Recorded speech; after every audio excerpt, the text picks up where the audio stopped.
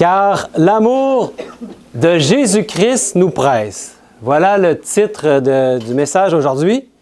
Et ce message m'est venu en tête quand j'ai repensé au camp meeting Agapé qui vient de se terminer dimanche dernier. Et il y a des gens qui sont venus me voir puis ils trouvaient ça spécial. Toute l'énergie qui était déployée. Comment ça se fait que vous avez ça dans votre cœur, autant d'énergie à déployer? Puis en plus, on leur disait, bien, il n'y a aucun salaire qui est versé. C'est vraiment pour que puisse y avoir un camp meeting, il fallait qu'on se mette ensemble et qu'on puisse organiser. Et on dirait que pour le monde, c'est une folie de faire toutes ces choses-là. Puis pourquoi vous faites toutes ces choses-là? Ça semble être une folie, n'est-ce pas, aux yeux du monde. Mais puis là, je lui disais à la dame mais notre récompense, c'est quoi notre récompense? C'est quoi notre salaire en réalité? Pourquoi on fait tout ça? Puis il y a une seule chose qui me vient en tête, c'est de voir les visages rayonnants, les visages qui s'illuminent quand on présente une vérité, puis hop, ça fait clic dans la tête de quelqu'un. Les retours, les gens qui viennent voir puis qui disaient c'est merci pour les enseignements, puis on disait gloire à Dieu, hein, tout est pour sa gloire. Mais c'est ça notre salaire. Et ça fait écho un peu à ce que Paul disait lui aussi. Il recherchait même pas, il se faisait même une gloire de ne pas avoir de salaire et que son salaire, c'était les gens qui étaient là, qui avaient le visage illuminé par ces vérités. Mais derrière tout ça, c'est quoi la motivation en réalité? Qu'est-ce qui devrait nous pousser tout véritable chrétien? Puis là, c'est là qu'il y a ce titre-là qui vient en jeu. Parce que le texte nous dit « Car l'amour de Christ nous presse », qui nous fait oublier même la faim, la fatigue, les nuits trop courtes pour préparer des choses. Ça fait penser à Jésus quand il est allé au puits et qu'il a demandé à la Samaritaine de lui donner de l'eau. Et là, les disciples étaient partis au village ou à la ville chercher de la nourriture et quand ils ont vu Jésus, ils ont dit « Ben mange ». Puis Jésus, qu'est-ce qu'il a dit? Est-ce que vous vous souvenez? Il dit, pour l'instant, ce n'était pas la priorité pour lui. Il dit, j'ai une autre nourriture à manger. Sa nourriture, c'était quoi? Faire la volonté de Dieu. C'était d'aller vers la Samaritaine. Son père lui avait mis en tête qu'il avait besoin de parler à cette dame. Parce qu'il y avait tout un village qui allait être saisi. Donc, on n'a pas idée est-ce que la faim était encore importante pour lui à ce moment-là? Non, il y avait une mission que Dieu lui montrait. Donc, c'est quoi cette motivation qui était derrière? Puis là, on a ce texte ici, « Car l'amour de Christ nous presse. » Et parce que nous estimons que si un seul est mort pour tous, tous sont donc morts. Et vous savez que dans le Nouveau Testament, le mot « amour », il y a 4 mots pour « amour ». Donc, certains textes vont emmener un mot ou l'autre. Et le mot ici qui est utilisé, c'est pas le même que partout dans d'autres endroits dans la Bible, c'est le mot « agapé ». Et c'est ce mot-là qu'on voudrait étudier. C'est un mot qui a bouleversé le monde. Et l'équation qui est utilisée, vous savez, c'est quoi une équation mathématique? Dieu égale à quoi? C'est cette fameuse équation que celui qui n'aime pas n'a pas connu Dieu, car Dieu est amour. Et le mot qui est utilisé, c'est le mot agapé. Qu'est-ce que c'est ce mot agapé pour définir Dieu? Parce que le mot qui était souvent le plus couramment utilisé, le mot le plus fort à l'époque de Jésus, c'était « éros ». Ça vous dit quelque chose, ce mot-là, « éros » ? C'est le mot qui pouvait décrire à la fois une mère pour son enfant, un amour noble et pur, ou les enfants envers leurs parents qui leur doivent tout, un amour ou une affection que ça témoigne des amis. C'était mieux encore, l'amour entre un homme et une femme. Et est-ce que l'apôtre Jean ici allait dire « Dieu est Eros » ? Il ne pouvait pas se résoudre à dire « Dieu est Eros ». Et là, il a dit « Dieu est agapé ». Et ces deux concepts d'amour, Eros et agapé, particulièrement les deux, ces deux concepts d'amour sont complètement opposés. Puis on va voir un petit peu pourquoi. Puis on peut vraiment dire que la pensée de Jean était révolutionnaire à son époque pour plusieurs aspects. Et on va voir un texte qui est dans 1 Jean 4, un petit peu plus loin que le verset 8, au verset 17, l'amour, l'agapé. Parce que celui qui aime, ça dit, tel il est, tel nous sommes aussi dans ce monde. C'est en cela que l'amour, l'agapé, est parfait en nous, afin que nous ayons de l'assurance au jour du jugement. Chaque fois qu'il y a le mot amour, je vais mettre agapé à côté dans ce message. Parce que je suis allé voir en grec, on peut facilement trouver quel est le mot original.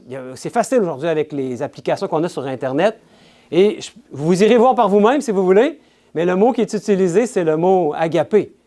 Donc, afin que, ça dit l'amour agapé est parfait en nous. C'est cet amour-là qu'il veut mettre en nous. C'est un amour divin que lui seul peut mettre en nous. On n'a pas cet amour-là inhérent en nous-mêmes, nous les humains. C'est Dieu qui peut le mettre en nous. Si on ne résiste pas, il va le faire. Et qu'est-ce qui arrive avec cet amour-là quand il est en nous? Afin que nous ayons quoi? De l'assurance au jour du jugement.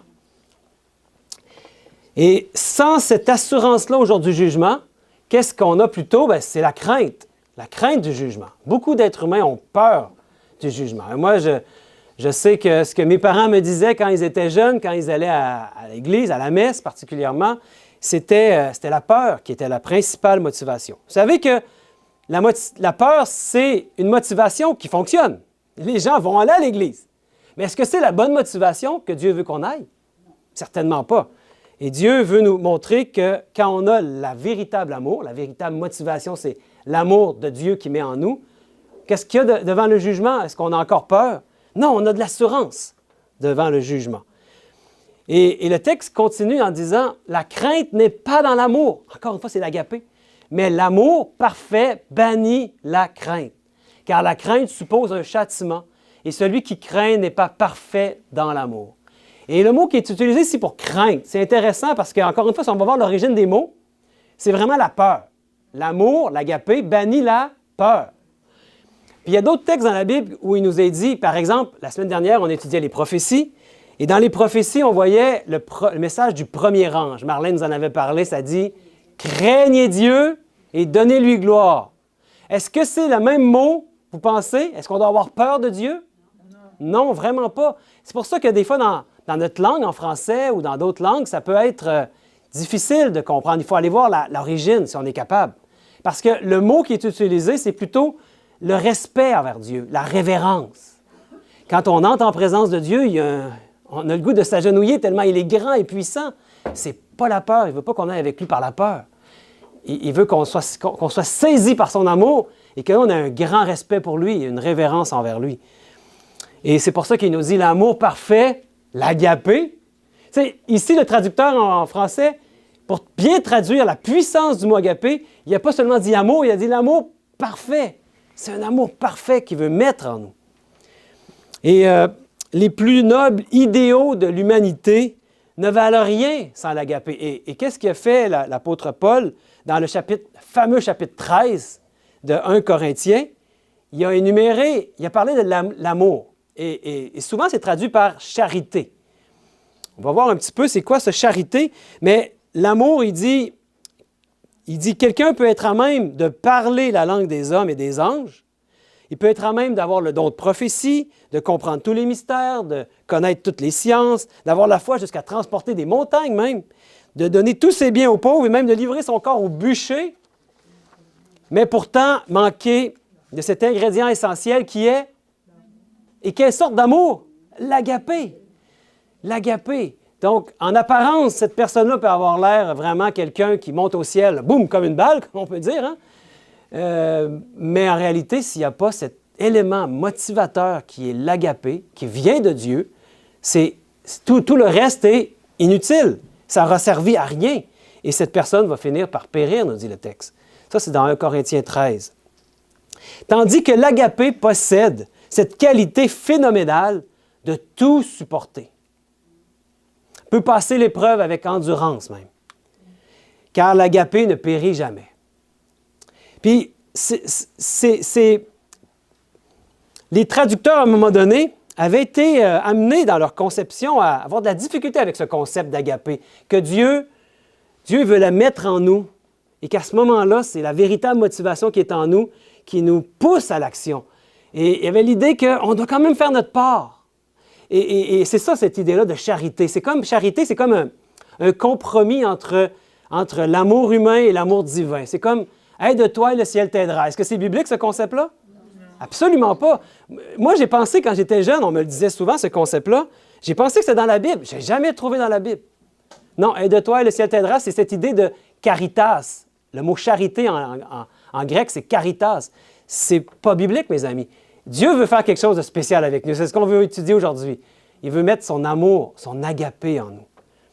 Un amour qui bannit la crainte et qui nous donne de l'assurance lors du jugement. Vous savez que lors du jugement, il y en a plusieurs qui vont dire « Montagne, rocher, tombez sur nous et cachez-nous devant la face de celui qui revient. » Ils ne peuvent pas supporter la gloire de Dieu, la gloire de Jésus qui revient avec tous les anges. Mais quand tu as l'amour dans ton cœur, le véritable amour de Dieu qu'il veut mettre en nous, bien, ça nous donne de l'assurance. Donc, en quoi l'agapé est-elle si différente de l'idée habituelle de l'amour? Qu'est-ce qui caractérise l'amour humain qu'on rencontre le plus souvent?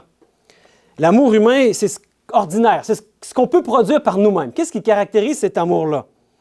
C'est un amour qui est comment? Qui dépend de la personne qui considère ou de l'objet qu'il considère. Comme par exemple, on va aimer quelque chose qui est beau ou aimer quelqu'un qui est bon. C'est naturellement ce que les êtres humains, on est capable de produire, n'est-ce pas? Un amour un peu égoïste, centré sur nous-mêmes. On choisit naturellement des amis, des gens autour de nous qui font preuve de gentillesse envers nous. Qui va naturellement, sans l'aide de Dieu, hein, l'amour qu'on peut produire nous les humains, aller vers quelqu'un qui va l'insulter, quelqu'un qui va être méchant avec lui. Qui honnêtement ferait ça si ce n'était pas de l'amour de Dieu? Donc on comprend un peu c'est quoi. On tombe en amour avec une personne qui est jolie, attirante, intelligente. Toutefois, on va se détourner rapidement de quelqu'un qui est mesquin, ignorant ou laid ou insultant. Si on est honnête, hein, c'est ça l'amour humain. En contraste, l'agapé n'est pas suscité par la beauté ou la bonté de ce qu'elle considère. Elle est spontanée, l'agapé. Ce n'est pas quelque chose de naturel pour l'être humain. C'est une transformation que Dieu doit opérer en nous. Elle n'est pas motivée par la valeur de la personne aimée, mais elle crée, l'agapé crée en elle cette valeur. Il y a une histoire qui nous vient de l'Antiquité. Les grands philosophes grecs utilisaient beaucoup cette histoire. Et c'est Adméus. Connaissez-vous Adméus? C'est lui ici, là. Il est en train de se faire dire par une personne qui est venue lui dire du ciel qu'il allait mourir. C'était une personne qui était un jeune homme noble de caractère, une bonne personne. Tu sais, on dit au Québec, un bon Jack, malgré que ça peut être contestable de dire ça. Mais il y avait des bonnes qualités personnelles, les plus élevées. Puis je vous parlerai pas de toute l'histoire, là, mais ce qui est intéressant, c'est que cet homme-là connaissait le jour de sa mort dans cette histoire. Il allait être frappé de cette maladie mortelle à une journée précise, à moins que quelqu'un accepte de mourir à sa place. Donc là, ses amis se rendirent visite l'un à l'autre. « Est-ce que tu voudrais mourir pour Adméus? » Ah! Là, tout le monde se désistait un après l'autre. Tu es allé voir tous les amis. Finalement, on va aller voir les parents. C'est certain qu'ils vont accepter. Ses parents. Il leur en reste moins à vivre que lui. Ils vont pouvoir donner leur vie. Puis, on va voir les parents. Désolé, on aime beaucoup notre fils, mais comprenez-nous, on ne peut pas mourir pour lui. Finalement, ses amis demandent à sa jolie femme, qui s'appelle dans l'histoire Alcestis. Elle aimait profondément Adméus. Et elle dit, « Oui, répondit-elle, je suis prête à donner ma vie pour lui, parce qu'il est un homme tellement bon. Et le monde a grandement besoin d'un homme bon comme lui. » Et là, les philosophes s'écrièrent triomphalement, « Voilà enfin le véritable amour, être prêt à se sacrifier pour un homme de bien. » Donc, imaginez la surprise des grands philosophes quand les apôtres arrivèrent en disant que non, ils n'avaient rien compris du tout. Et là, on va voir pourquoi je peux dire ça. C'est dans Romains 5. À peine mourrait-on pour un juste, quelqu'un peut-être mourrait-il pour un homme de bien. Ça, c'est Adméus, hein? Mais Dieu prouve son amour, et c'est le mot agapé, envers nous, en ce que lorsque nous étions encore des pécheurs, Christ est mort pour nous. Wow! Ça l'a vraiment étonné. Un tel message, mes amis, ne peut pas rester sans effet. Soit ça touche votre cœur, ou soit ça l'endurcit. Ça a deux effets possibles. C'est ça que donne l'agapé. Deux effets possibles. Donc, ici, les pécheurs, est-ce que c'est quelqu'un de bien? Non, hein? Jésus est venu, il est mort pour nous alors qu'on était ses ennemis. Le péché, c'est quelque chose que Dieu a en horreur, mais il aime le pécheur. Donc, il est venu pour une race qui était perdue, qui méritait quoi? La mort, parce que la Bible nous dit le salaire du péché, c'est la mort. Voilà ce qu'on mérite tous, mais on a été réconciliés avec lui, avec notre Père. Le péché avait mis une séparation entre nous et le Père. Et Jésus, en venant, a réconcilié l'humanité avec son Père. Et c'est ce que Jésus a fait par la mort de son Fils. Et toute l'humanité. Et il y a un texte qui nous dit, dans 2 Corinthiens 5, 19, oui, car Dieu était en Christ, réconciliant le monde avec lui-même, en n'imputant point aux hommes leurs offenses. Et il a mis en nous la parole de la réconciliation. Qu'est-ce qu'a fait notre Dieu en son Fils? Il a mis en nous la parole de la réconciliation. Et c'est qui est réconcilié? C'est Jésus. Qui est réconcilié? Jésus a réconcilié qui avec le Père? D'après le texte. Bien, le monde, hein? Est-ce qu'il y a quelqu'un qui est exclu de cela? Non. Non. En fait, le meilleur texte qui nous le prouve, c'est dans Jean 3,16, car Dieu a tant aimé le monde. Qu'est-ce qu'il a fait? À cause qu'il a aimé le monde, il a donné son Fils unique, son unique Fils engendré, afin que quiconque croit en lui ne périsse pas, mais la vie éternelle. Donc, quand je vous dis que c'est comme s'il y a deux parties au salut. Il y a le salut en Jésus, il a réconcilié le monde. Mais ça, ce n'est pas la vie éternelle. La vie éternelle, c'est quand tu acceptes ce sacrifice-là de Jésus pour toi. Mais ça n'empêche pas qu'il l'a déjà fait pour chacun. Donc, quand les gens me demandent, mais quand est-ce que tu as été sauvé? Moi, j'aime bien leur dire, il y a 2000 ans sur la croix. C'est là que ça s'est passé, mon salut. Et maintenant, vis comme un sauvé. Arrête de résister. Parce que lui, il dit, je vais venir à vous, puis je vais attirer tous les hommes et toutes les femmes à moi. Et c'est comme un aimant qui nous attire. Puis, il faut vraiment résister. Littéralement, c'est ce qui fait qu'on ne sera pas dans le paradis pour toujours, c'est notre résistance. Si on arrête de résister, on est attiré à lui. Puis ensuite, c'est la vie éternelle, mes amis. Mais je ne suis pas en train de vous dire que toute l'humanité va avoir la vie éternelle, hein? Parce que la majorité, malheureusement, résiste. On le voit bien aujourd'hui. Il y a une très grande résistance.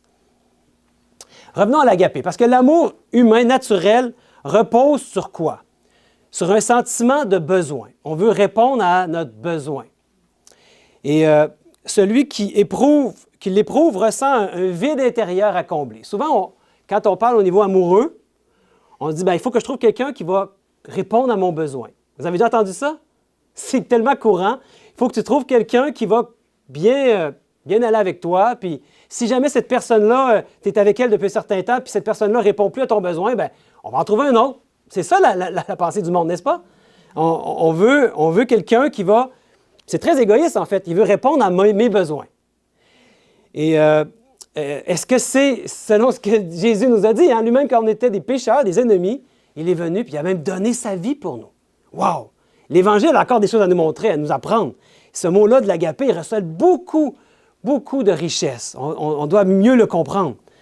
Donc, l'être humain ordinaire, comme nous étions tous, hein, quand nous étions ennemis de Dieu, on cherche à combler et on cherche une personne pour enrichir notre propre vie. N'est-ce pas?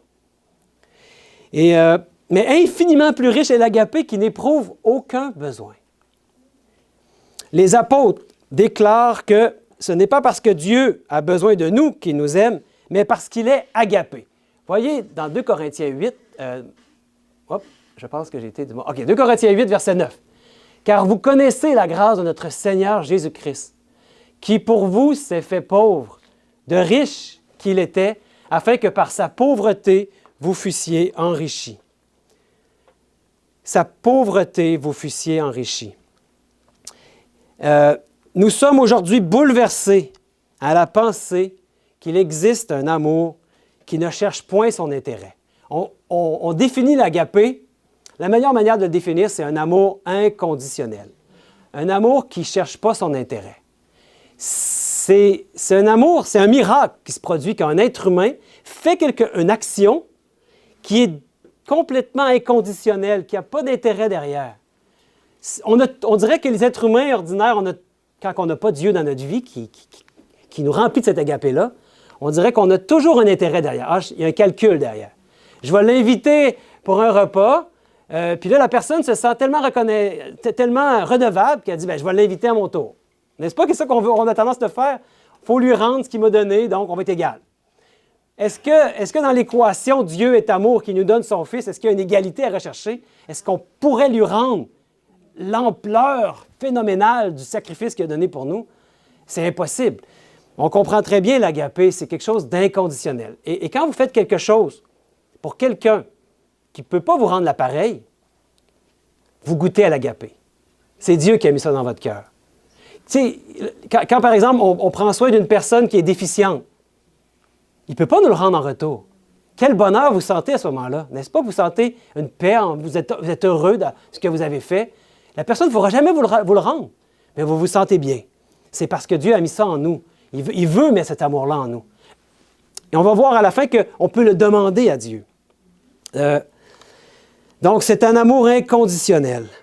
Et vous savez, il y a quelque chose d'autre aussi, c'est que l'amour humain a tendance à faire une distinction entre les personnes. On fait une distinction selon la valeur apparente de la personne, selon ce qu'on en juge. Comme par exemple, il y a un texte de la Bible qui nous en parle d'ailleurs. Hein. Si par exemple, deux personnes entrent ici en ce moment, je ne sais pas moi, le maire de la ville par exemple. Je ne sais pas s'il est aimé le maire de la ville, là, mais en tout cas, quelqu'un qui est très aimé. Parce que avant, je prenais le premier ministre, mais le premier ministre, il n'y a pas grand monde qui l'aime. Hein? Donc, on va dire, je ne sais pas, quelqu'un qui il est tout bien habillé, il sent bon, il est très beau. Il arrive ici, puis à côté, il y a quelqu'un qui est un sans-abri. Il ne sent pas bon, ses vêtements sont tout déchirés. Honnêtement, là, vers qui naturellement vous allez aller en premier? Si on est honnête. Bien, vous allez dire le sans-abri peut-être parce que Dieu a commencé à mettre son amour en vous.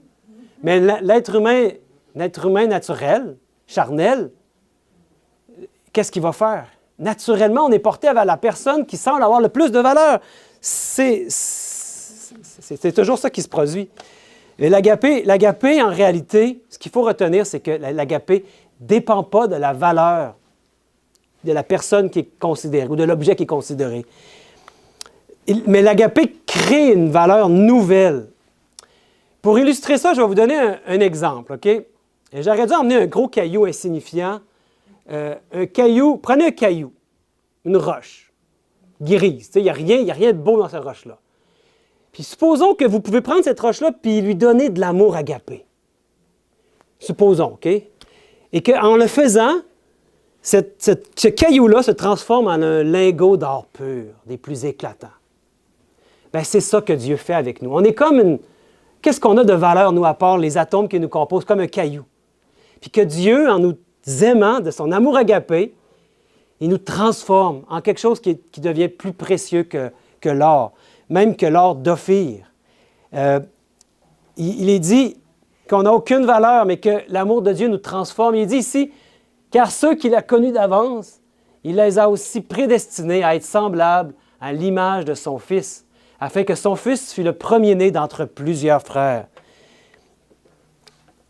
Semblable à l'image de son Fils, voilà à quoi il veut que nous ressemblions.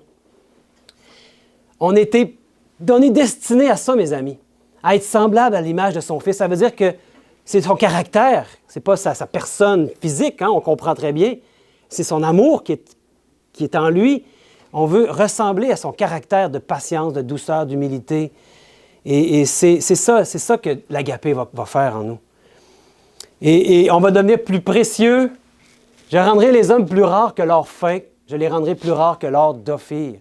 C'était un or du plus pur, l'or d'Ophir. Et c'est ça que Dieu veut faire avec nous. C'est formidable. Il désire nous transformer par son amour, afin qu'on devienne semblable à son propre Fils. Voilà jusqu'où il veut nous amener. On se dit, mais c'est trop, mon Dieu, semblable au Fils de Dieu.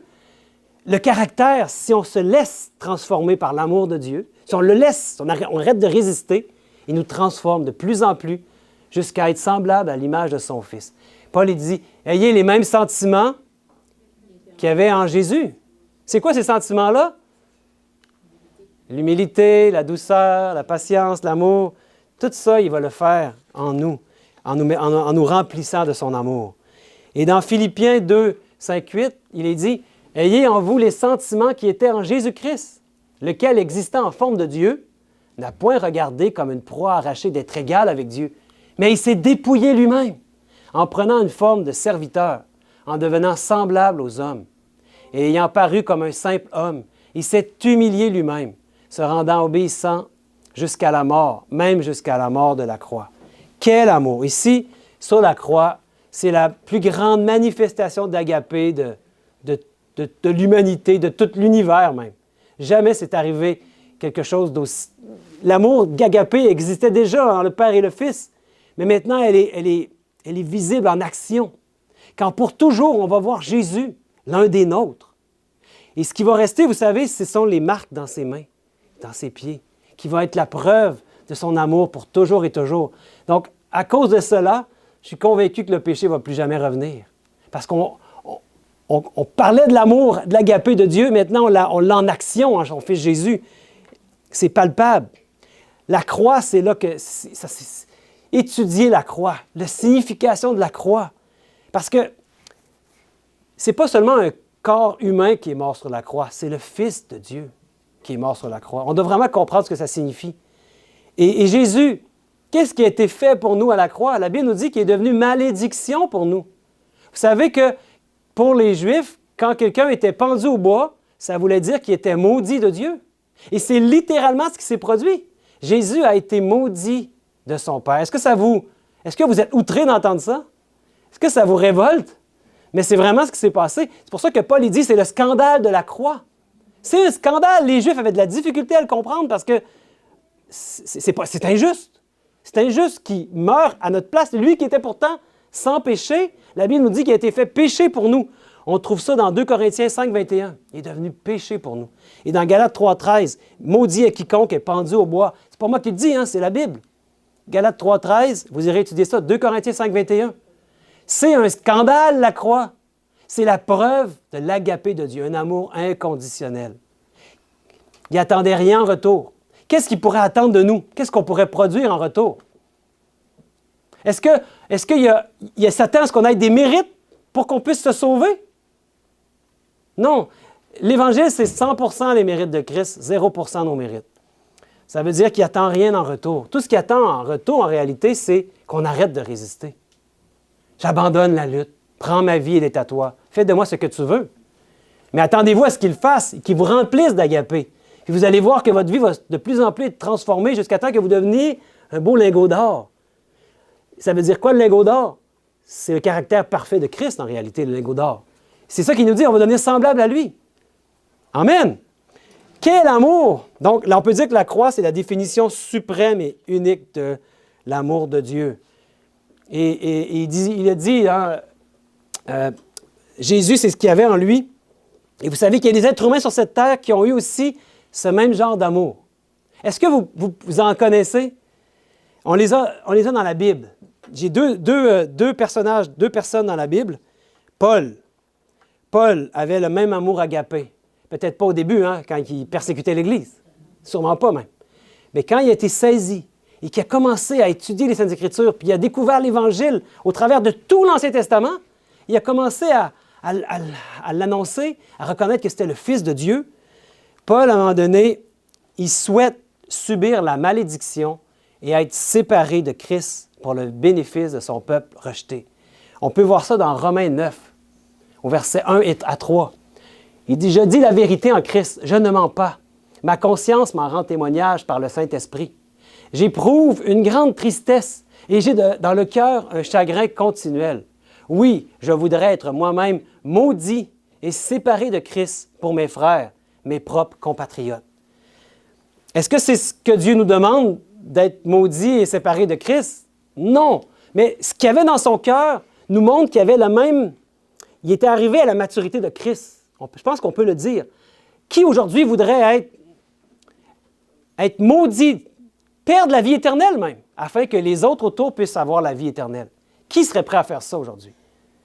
Et c'est le genre de maturité en Christ que Paul en était arrivé ici à dire. Il préférerait, lui, perdre la vie éternelle, être maudit, c'est ce que ça veut dire, hein, afin que ses frères puissent comprendre l'Évangile éternel. Quel amour! Et il y en a un autre aussi dans les Saintes Écritures qu'on trouve dans l'Ancien Testament, qui avait le même genre d'amour, quelqu'un qui était selon le cœur de Dieu. Moïse. Il avait lui aussi ce même amour agapé. Il était prêt à tout sacrifier pour que d'autres puissent connaître le salut. Vous savez, le peuple d'Israël était rebelle. Et qu'est-ce qu'ils avaient fait? Un veau d'or. Et après, quand il va voir, il retourne sur la montagne pour plaider avec le Père. Comment il plaide avec le Père? Regardez bien les mots dans Exode 32. Moïse retourna vers l'Éternel et dit, « Ah, ce peuple a commis un grand péché. Ils se sont fait des dieux en or. » Moïse dit ça, « Mais pardonne maintenant leurs péchés. Sinon, efface-moi de ton livre que tu as écrit. » Vous savez qu'il y a des livres au ciel qui sont écrits, des livres de vie et un livre de mort. Et lui, il dit, « Efface-moi de ton livre, le livre de vie. » Hein? Donc, c'est la vie éternelle. Il dit, il préférerait, pour que Dieu épargne le peuple, pourtant un peuple rebelle, un peuple qui... Dieu, il était en train de parlementer avec lui, il était prêt à détruire le peuple. Mais il voulait savoir qu'est-ce qu'il y avait dans le cœur de Moïse. Et il avait trouvé dans le cœur de Moïse un type de celui qui allait venir après Jésus, l'antitype. Il avait compris l'agapé de Dieu, l'amour inconditionnel. On est appelés à être des Moïse, mes amis, à être des Paul. Peut-être vous vous dites, non, moi je suis incapable de produire ça. Hein? Incapable. Et bien sûr, Dieu ne nous demande pas de perdre la vie éternelle, mais on comprend, c'est cette attitude-là qu'il avait dans son cœur. Il voulait tellement tout faire pour qu'il soit sauvé, pour qu'il ne soit pas détruit, que Dieu les pardonne, qu'il était prêt. Il en est venu à dire ça, et Dieu avait trouvé quelqu'un selon son cœur. Mes frères et sœurs, le jour est proche où nous verrons Jésus. Mais dès aujourd'hui, il désire faire sa demeure en nous, en chacun de nous. Et de quelle manière il va faire sa demeure en nous? Il dit, j'ai été crucifié avec Christ. Paul, il dit ça. J'ai été crucifié avec Christ. Et si je vis, c'est plus moi qui vis, c'est Christ qui vit en moi. De quelle manière est-ce que Christ veut vivre en nous? Par son esprit. Son propre esprit en nous, un esprit de victoire. Un esprit qui va nous amener le véritable amour, l'agapé de Dieu. Vous savez, un jour, Dieu va recréer toute chose encore plus belle. Mais il y a quelque chose que Dieu désire recréer dès maintenant en nous, par sa parole. Et c'est notre cœur. Il veut nous donner un cœur nouveau. Et lorsque Dieu prononce une parole, il dit et la chose arrive, n'est-ce pas? Quand il a dit que la lumière soit, combien de temps avec la lumière arrive? C'est instantané. Pourquoi nous, on met un délai?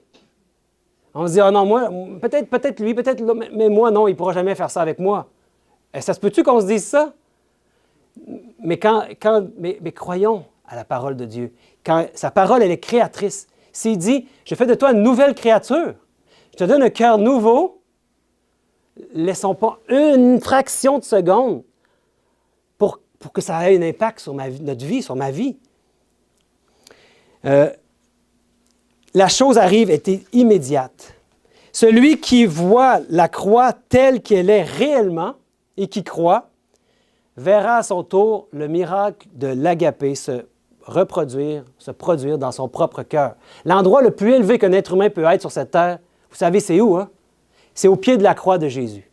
Puissions-nous être au pied de la croix de Jésus quand on fait des prières le matin, quand on se confie entre les mains de notre Créateur, qu'on puisse en être bouleversé à notre tour chaque fois qu'on pense à ce que ça a coûté à notre Dieu de donner son Fils unique. Parce que pensez pas que c'est seulement le Fils qui a eu un prix inestimable.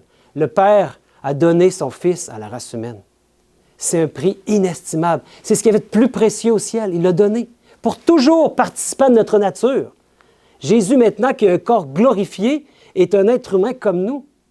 Et il est le seul être humain qui a vécu la seconde mort, parce que la malédiction du péché, être maudit de Dieu, ça voulait dire subir la conséquence du péché qui est la mort éternelle à laquelle tu ne reviens plus jamais.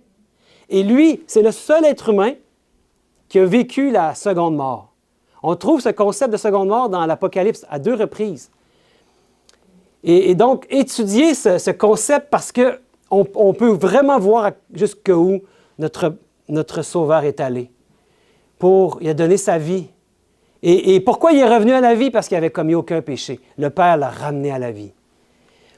Mes amis, cet amour-là nous bouleverse. Prions pour qu'on en soit remplis. Car l'amour de Christ nous presse. Presse, ça veut dire quoi?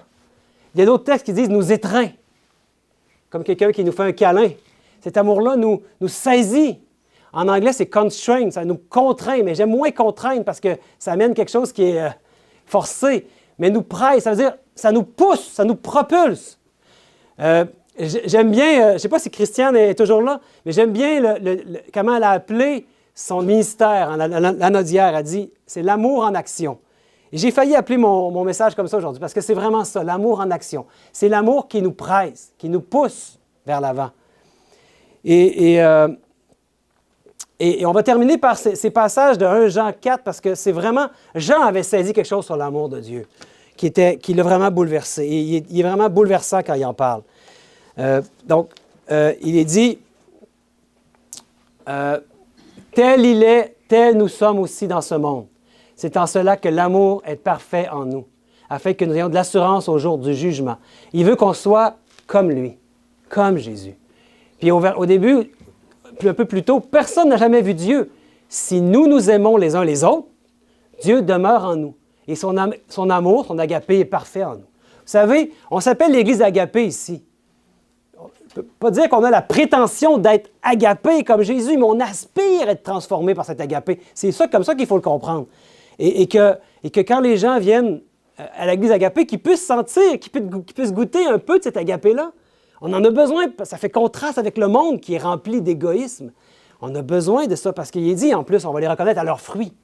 Si vous voulez savoir où est la vérité, on va les reconnaître à leurs fruits. Puis si on nous est transformés par cet agapé-là, nous connaissons que nous demeurons en lui et qu'il demeure en lui, en nous, en ce qu'il nous a donné de son esprit. Et nous avons vu et nous attestons que le Père a envoyé le Fils comme sauveur du monde. Celui qui confessera que Jésus est le Fils de Dieu, Dieu demeure en lui et lui en Dieu. C'est formidable.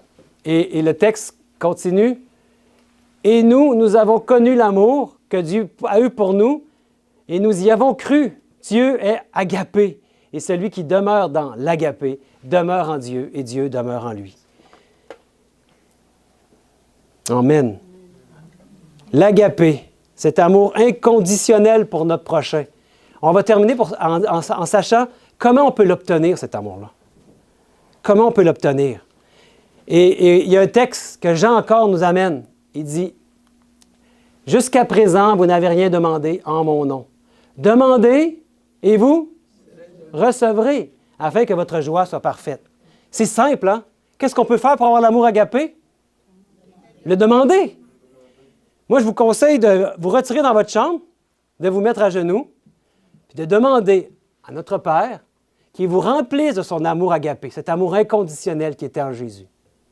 Que vous ayez les mêmes sentiments qu'il y avait en son Fils. Et que vous demandiez ça au nom de Jésus. Tout ce qu'on va demander en son nom, il va nous être accordé. Il y a plein de choses que vous pouvez demander qui ne sont pas accordées, hein? Mais si vous demandez précisément d'être rempli d'agapé, c'est certain qu'il va répondre à votre prière. Et là, vous allez être les premiers surpris de la transformation qui va s'opérer en vous.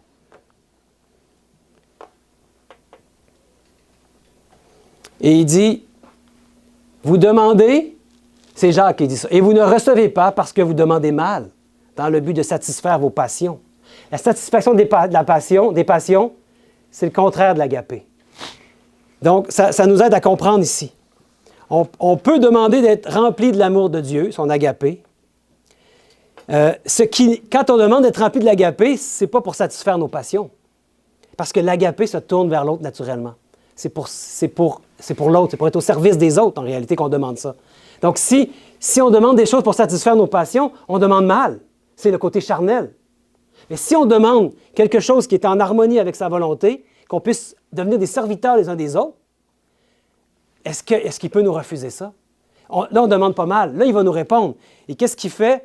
Si on lui demande le nom de Jésus-Christ, il va nous donner. Demandez et vous recevrez. Si on demande des choses qui sont en harmonie avec sa volonté et qu'il veut qu'on puisse... C'est la plus importante chose qu'il souhaite qu'on puisse lui demander, c'est d'être rempli de l'amour de son Fils. Et il va le faire, mes amis. Vous savez, on a une petite entreprise maraîchère, nous, chez nous. Puis on a décidé de produire des légumes. On a pris notre retraite. On travaille plus fort à la retraite que pendant qu'on était au travail. Mais on se demandait comment on va appeler notre entreprise. Et ceux qui sont déjà venus chez nous, vous savez que c'est un peu flou, là, mais ça s'appelle les potagers agapés. Ça, c'est l'enseigne chez nous. Je ne vais pas faire de publicité, hein, c'est vraiment juste pour vous montrer l'agapé. Donc, on essaie de mettre l'agapé partout dans notre quotidien. On l'appelle le camp meeting agapé, les repas agapés qu'on a, l'épluchette de bédaine agapé. L'agapé partout, mes amis, parce que c'est l'essentiel. On est transformé par l'agapé. Puis, presque chaque jour, moi et ma femme, quand on prie ensemble le matin, on prie Dieu pour qu'il ouvre la porte à des opportunités de témoigner de l'agapé, de son agapé. Et moi, ce que j'ai hâte, c'est quand les gens viennent chez nous, parce qu'on a un kiosque libre-service. On n'est pas toujours là, parce que parfois on travaille, on est dans le champ, mais quand on est là présent, je vais aller voir. Ah, est-ce que vous avez tout ce que vous avez besoin? Puis parfois, il y a un moment où on sent qu'on peut témoigner. Et là, j'ai prié le matin pour que Dieu m'ouvre des portes, des opportunités. Et ce que j'aime le plus, c'est quand les gens me demandent, mais pourquoi vous appelez les potagers agapés? Ça veut dire quoi, agapé? Puis là, je vais leur répondre avec joie. Et je ne vais pas leur parler d'une église. L'agapé, c'est l'amour de Dieu. Voilà ce qui transforme les cœurs. Donc, je me dis, ah mon Dieu, s'il peut y avoir quelqu'un qui me demande c'est quoi l'agapé, je vais être heureux de lui répondre. Et là, après, parfois, ça a débouché que les gens ils veulent savoir plus. Puis je leur donne un petit livre qui s'appelle « Le mot qui tournera le monde à l'envers ». J'en ai quelques exemplaires dans mon sac, si vous voulez. Ce mot-là, c'est le mot agapé. Et ça a vraiment renversé, ça a tellement bouleversé le monde qu'aujourd'hui, par 12 disciples que Jésus avait formés, toute la terre est impactée par l'amour de Jésus. Donc, que Dieu nous vienne en aide, n'hésitez pas à demander l'agapé de Dieu. Et c'est ce qu'il disait dans 1 Corinthiens 13, hein, maintenant donc, ces trois choses restent la foi, l'espérance, l'amour, l'agapé. Hein. Mais la plus grande de ces trois, c'est l'amour, l'agapé. Si vous voulez vous joindre à moi, on va prier Dieu pour qu'il nous remplisse de cet amour. Je vous inviterai à vous prosterner, hein, si c'est possible. Demandez à Dieu qu'il nous remplisse. Bon Père éternel, merci pour ton amour manifesté en ton Fils Jésus sur la croix d'une manière incroyable, phénoménale. Quand on regarde à la croix, on a vraiment l'impression que c'est injuste ce qui s'est passé là. Mais c'est ton amour, c'est ton agapé qui s'est exprimé. Un amour inconditionnel. C'est comme un scandale aux yeux du monde. Une folie, la folie de la croix.